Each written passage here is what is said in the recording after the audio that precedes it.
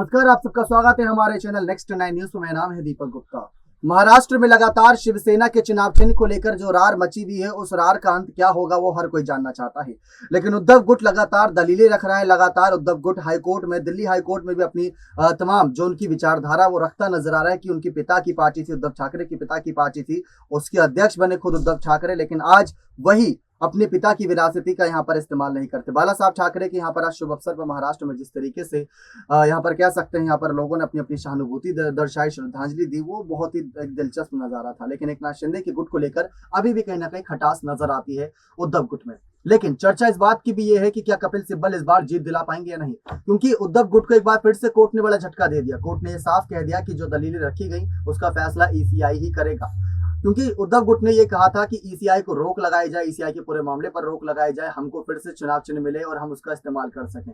क्योंकि दो तलवार और ढाल शिंदे को मिला, मसाल मिली उद्धव को, उसका फायदा और उसका नुकसान जनता के बीच साफ नजर आ रहा है। लेकिन अब इन्हीं सब मुद्दों को लेकर चर्चाएं जारी है, इन्हीं सब मुद्दों को लेकर चर्चाएं हो भी रही है। देखना यही दिलचस्प हो रहा है कि कैसे आने वाले वक्त में महाराष्ट्र की राजनीतिक सियासत और गर्माती है। कपिल सिब्बल ने उस वक्त जब दलीलें दी थी गठबंधन को लेकर और दल बदल को लेकर, तो वो सबके बीच थी। लेकिन कपिल सिब्बल की उन दलीलों को नजरअंदाज तो नहीं किया गया। सुनवाई हुई, पूरी तरीके से हुई, लेकिन गठबंधन दलीलों का कोई भी महत्व नजर नहीं आया उतना। इसी वजह से आज के समय में देखा जाए तो जीत हार का जो अंतर है, यही दलीलें रखती नजर आई।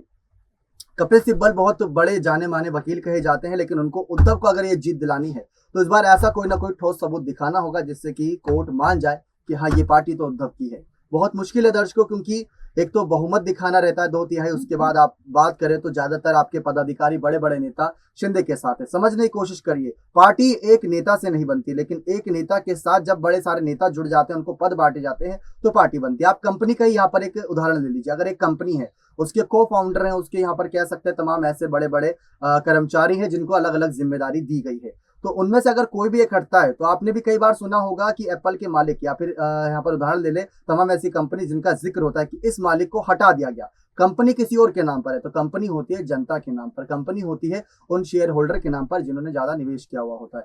शुरुआत किसने करी ये मायने नहीं रखता, बाद में ये मायने रखता है कि कंपनी में शेयर किसके पास ज्यादा है। तो अगर आज के समय में देखा जाए तो वही शेयर होल्डर बने बैठे हैं एकनाथ शिंदे, जिनके पास सबसे ज्यादा विधायक हैं मुकाबले में उद्धव ठाकरे के। तो ये एक उदाहरण है, उम्मीद करते हैं इससे आपके लिए आसान हो गया होगा समझना। लेकिन कपिल सिब्बल का यही उदाहरण को कैसे फेल करना आगे बड़ा कदम रहता है, क्योंकि कपिल सिब्बल ने ये बातें तब कही थी कि लोकतंत्र का हनन हो रहा है, लोकतंत्र की हार हो रही है, ये सारी बातें रखी गई। लेकिन कोर्ट ने, जस्टिस चंद्रचूड़ ने उनकी एक भी नहीं सुनी और आगे मामला पहुंचा दिया। और इस बार संजीव नरूला भी यहाँ पर सुनवाई कर, उनको जस्टिस जो है इस बार न्यायमूर्ति संजीव नरूला के आगे बातें रखी उद्धव गुट ने, उनके बेंच के आगे। लेकिन इस बार भी कोई सुनवाई नहीं हुई।